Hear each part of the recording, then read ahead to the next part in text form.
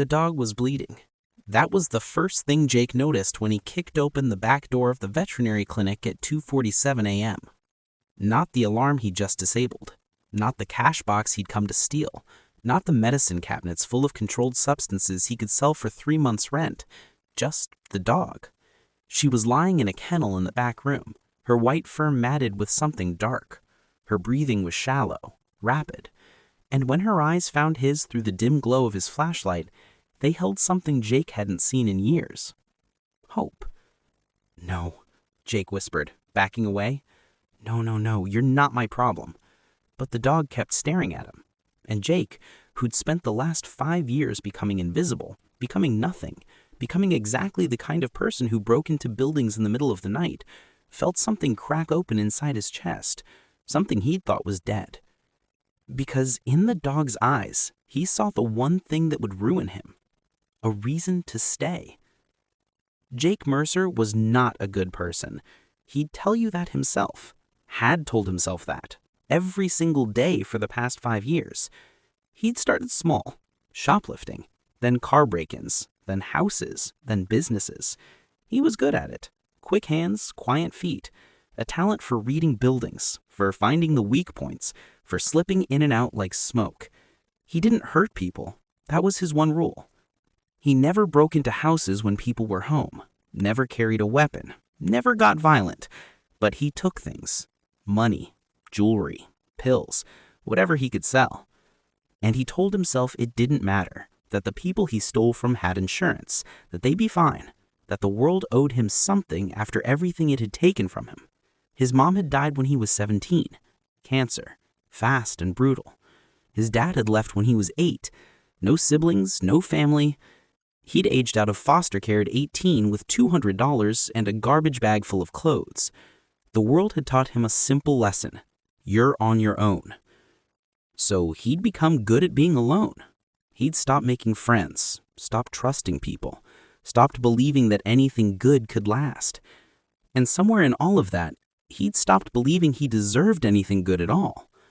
That's why when he stood in that dark veterinary clinic staring at a dying dog, his first instinct was to run, because good things were for good people, and Jake Mercer wasn't good. But he didn't run. He stood there, frozen, the flashlight trembling in his hand. The dog was a Samoyed, or had been. Now she looked like a ghost. Her white fur was streaked with mud and blood. One of her back legs was twisted at an angle that made Jake's stomach turn. She'd been hit by a car. That much was obvious. But why was she here? In a kennel? Alone? In the middle of the night? Jake moved closer, his footsteps soft on the linoleum. The clinic was small, family-owned. Dr. Reyes, he'd seen the name on the sign outside. The kind of place that probably treated pets for people who couldn't afford the big corporate clinics. The kind of place that wouldn't have much cash. Jake cursed him under his breath. He'd picked this place because it looked easy. Quick in, quick out. Grab whatever was in the register and the medicine cabinet and disappear. He hadn't expected this. The dog's tail twitched when he knelt beside the kennel. Just barely. Like she was using her last bit of strength to acknowledge him. "Hey," Jake said softly, his voice rough. "What happened to you?" The dog's eyes were pale blue, clouded with pain, but still watching him. Jake had never owned a dog, never owned anything really, never stayed in one place long enough. But something about the way she looked at him made his chest hurt. She thought he was there to help. She thought he was someone worth hoping for. "I'm not," Jake started, then stopped. What was he going to say? "I'm not here to save you. I'm here to rob this place." The dog whimpered, soft, weak. Jake's hands clenched into fists. This wasn't his responsibility. This wasn't his problem. He could walk away right now, grab what he came for, and leave. Someone would find her in the morning. Maybe. If she lasted that long. "Damn it," Jake muttered. He stood up and moved to the computer on the desk. The screen was still on. Someone had left in a hurry. He scrolled through the files until he found the most recent entry. Patient? Stella. Female Samoyed. approximately 4 years old. Owner, unknown. Brought in by Good Samaritan after being hit by car on Route 9. Severe trauma to right hind leg. Internal bleeding suspected. Recommended euthanasia. Owner contact, none. Scheduled for... Jake stopped reading. Scheduled for euthanasia. Tomorrow morning. Because no one had claimed her? Because she was expensive to treat? Because that's what happened to dogs with no one to fight for them? Jake looked back at Stella. She was still watching him. And Jake made the stupidest decision of his life. "Okay," he said quietly. "Okay, let's get you out of here." Breaking into a clinic was easy. Breaking out with a 50-pound injured dog was significantly harder. Jake had to move fast. The alarm was disabled, but he had maybe 10 minutes before the system reset. He grabbed a blanket from a supply shelf and carefully opened the kennel door. Stella flinched when he reached for her, her body tensing. "Easy," Jake whispered. "I know it hurts, but I've got you." He slid his arms under her as gently as he could, lifting her against his chest. She was lighter than he expected. Too light. Her breathing hitched, a small whine escaping her throat. "I know. I'm sorry. Just hold on." He wrapped her in the blanket and moved toward the back door. His heart was pounding. His hands were shaking. This was insane.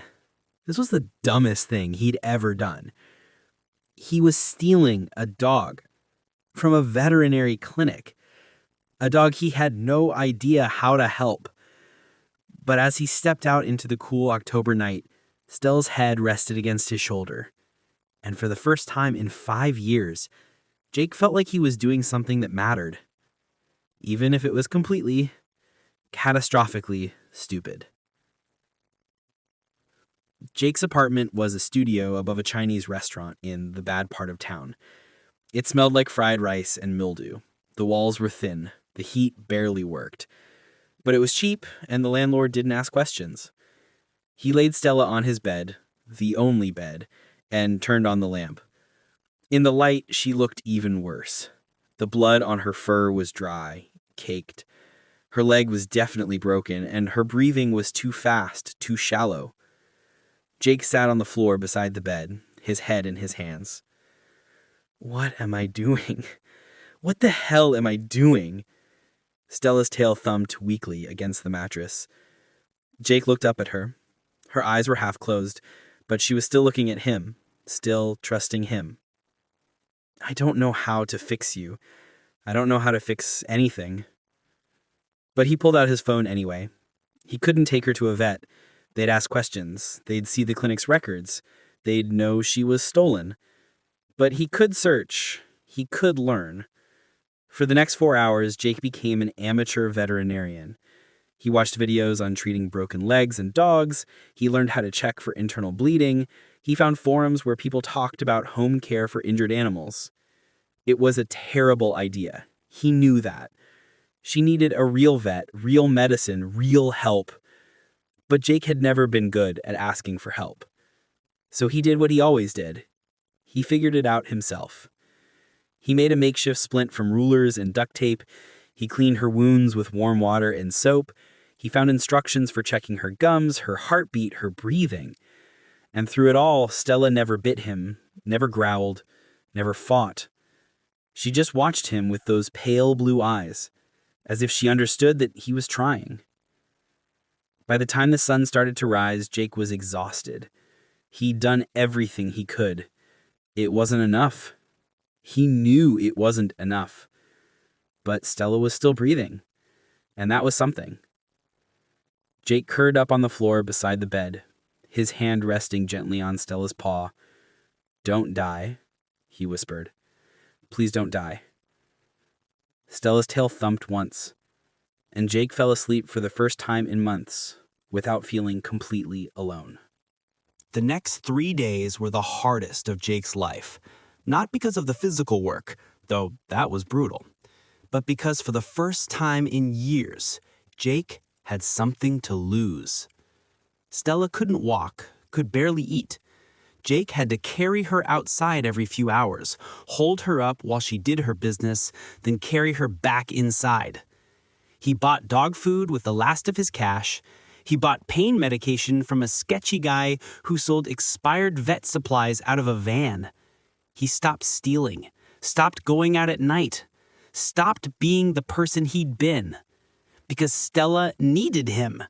And Jake realized with a clarity that terrified him that he needed her too. On the third night, Stella's fever broke. Jake had been checking her temperature obsessively, watching the numbers creep higher and higher. He'd been sure she was dying, sure he'd made everything worse. But then, just after midnight, her temperature dropped. Her breathing evened out. And when Jake touched her nose, it was cool and wet. "You're okay," Jake whispered, his voice breaking. "You're gonna be okay." Stella opened her eyes and looked at him. And for the first time, her tail wagged. Really wagged. Jake laughed. It came out shaky and strange, like he'd forgotten how. "Yeah," he said, wiping his eyes. "Yeah, you're tough. I knew that." But the relief only lasted a moment, because that's when he noticed something. Stella was staring at the door. Not just looking, staring. Her ears were up, her body tense. "What is it?" Jake asked. Stella whimpered, not in pain, in urgency. Jake's stomach dropped. He'd assumed Stella had no owner. The clinic had said as much. Unknown owner. No tags, no chip. But what if they were wrong? What if Stella was trying to get somewhere? What if she had a home? The first twist came when Jake checked Stella's fur more carefully. He'd been so focused on her injuries that he hadn't looked closely at anything else. But now, running his hands through her matted fur, he felt something. A collar. It had been buried under her thick coat, hidden by blood and dirt. Jake's heart sank as he worked it free. It was leather, worn, and attached to it was a small metal tag. Jake held it up to the light. "Stella, if found, please return to 412 Maple Street." An address. She had an address. Jake sat back, his mind racing. She had an owner, someone who loved her, someone who was probably looking for her right now. And Jake had stolen her. Not from the clinic, from her family. "Damn it," Jake whispered. Stella whimpered again, her eyes fixed on the door. She wanted to go home. Jake could take her back. He could find the address, drop her off in the middle of the night. No one would ever know. But as he looked at Stella, at the dog who'd trusted him, who'd let him take care of her, Jake felt something twist in his chest. He didn't want to let her go. For 3 days, Stella had been his responsibility, his reason to wake up. Without her, he'd go back to being nothing. But keeping her would make him something worse than nothing. It would make him a thief who stole something that mattered. Jake didn't sleep that night. He sat on the floor, Stella's head resting in his lap, and tried to figure out what kind of person he wanted to be. The old Jake, the one who'd spent 5 years taking things that didn't belong to him, would have kept her, would have convinced himself that Stella was better off with him, that her owners probably didn't care. But the new Jake, the one who'd spent 3 days learning how to splint a broken leg, who'd stayed up all night checking her breathing, who'd felt his heart stop every time she whimpered, knew better. Stella wasn't his. She'd never been his. She was just a lost dog who'd trusted the wrong person to find her.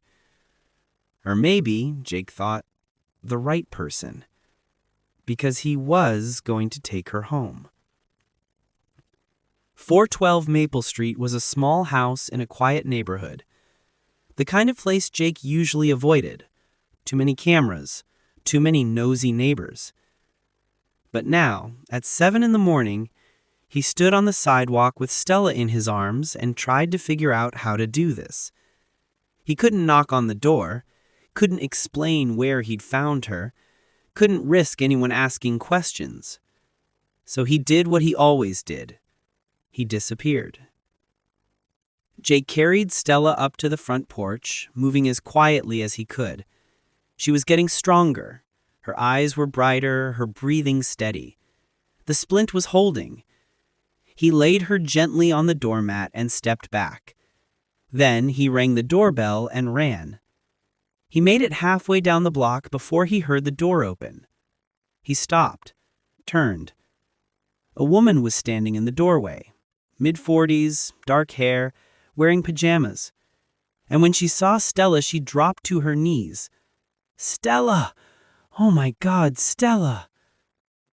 Jake watched from a distance as the woman gathered Stella into her arms, sobbing.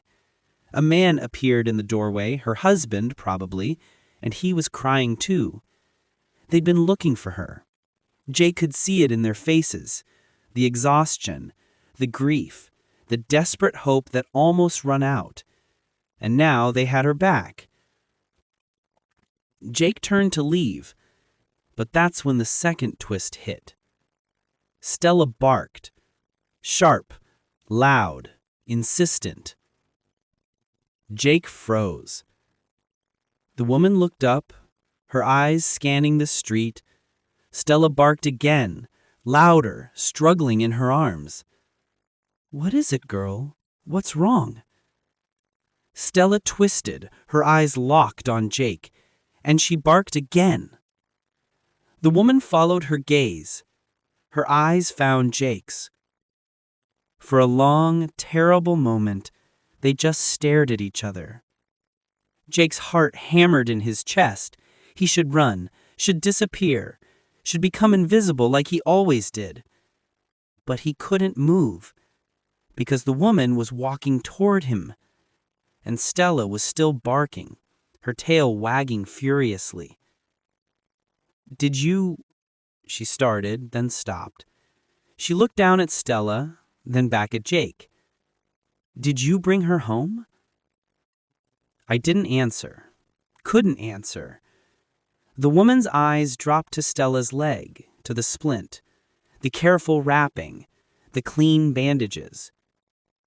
"You took care of her," the woman said, her voice soft.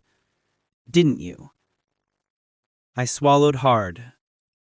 She continued. "She was hit by a car 5 days ago. We saw it happen right in front of our house. She ran into the road and," her voice broke, "we couldn't catch her. She was so scared she just ran, and we couldn't find her.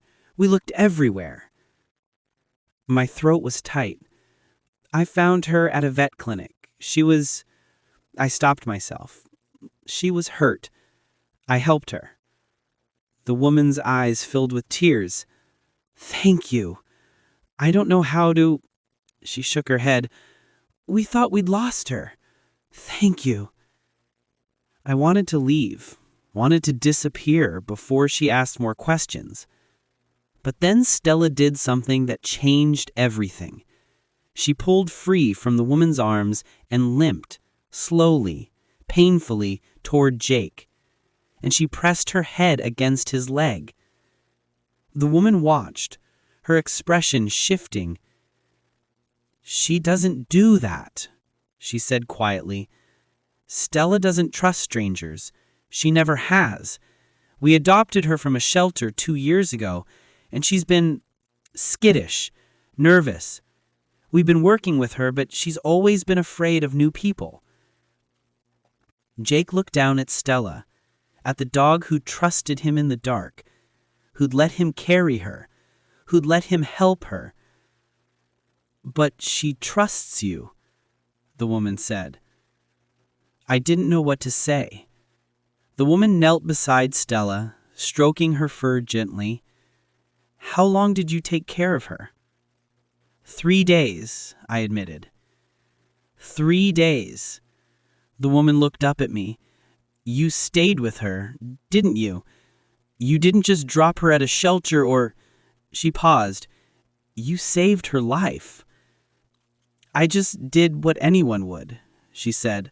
No, not anyone. Most people would have walked away, but you didn't. She stood, wiping her eyes. What's your name? I hesitated. Giving my name felt dangerous, felt like being seen. But Stella was looking at me with those pale blue eyes, and I couldn't lie. Jake, I said quietly. I'm Sarah, and I don't know how to thank you. You don't have to. Yes, I do. Sarah reached into her pocket and pulled out her phone. Let me give you my number. If you ever need anything. I don't... Please. Sarah's voice was firm, kind. I didn't want her number, didn't want the connection, didn't want to risk being known. But I looked at Stella, at the way she was leaning against me, her tail wagging, and I realized something. I'd spent 5 years being invisible, and Stella had seen me anyway. Jake gave Sarah his number.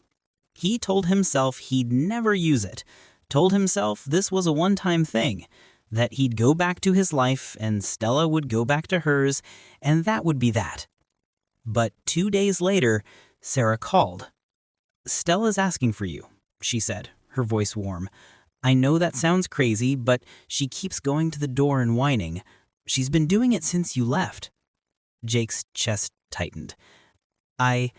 Would you want to visit her? Sarah asked. Just for a little while? I think it would help her settle. Jake knew he should say no, but he didn't. The visits became a routine. 3 times a week, Jake would walk to 412 Maple Street and sit on the floor with Stella. He'd check her leg, make sure the splint was holding, and just be there. Sarah and her husband Tom started inviting him to stay for dinner. Jake always said no at first, but they were persistent, kind, and eventually Jake started saying yes. He learned that Sarah was a teacher, that Tom worked at the post office, that they'd wanted kids but couldn't have them, so they'd adopted Stella instead. He learned that they were good people, the kind of people who made the world a little softer. And slowly, so slowly Jake almost didn't notice, he started to change. He stopped stealing, got a job washing dishes at the restaurant below his apartment. It didn't pay much, but it was honest. He started sleeping better, started eating better, started feeling like maybe, just maybe, he could be someone worth knowing. And it all started with Stella. 6 months later, Jake stood in Sarah and Tom's living room, his hands in his pockets. We wanted to talk to you about something, Sarah said, her voice careful. Jake's stomach dropped. He knew this was coming. They were going to ask him to stop visiting, to move on, to let Stella be. We want you to move in, Tom said. Jake blinked. What? We have a guest room. It's small, but it's yours if you want it. No rent, just be here. Help with Stella. Be part of... She paused. Be part of the family. Jake couldn't breathe. I can't, he started. You can, Sarah said gently. You already are.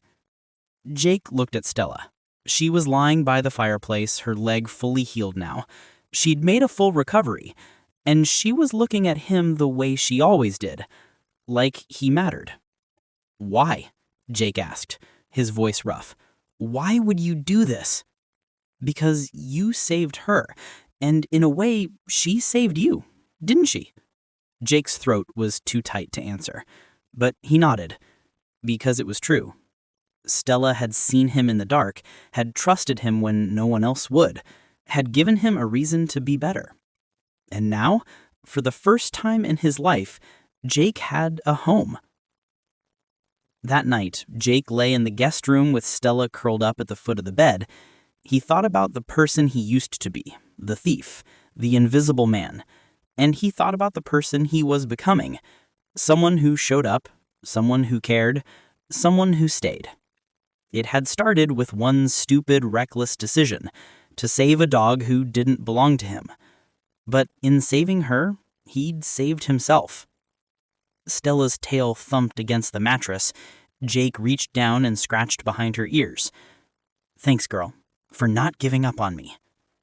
Stella sighed, content, and Jake closed his eyes, finally, at peace. Because sometimes the best things in life are the ones we almost walked away from. And sometimes being seen is exactly what we need to start believing we're worth saving.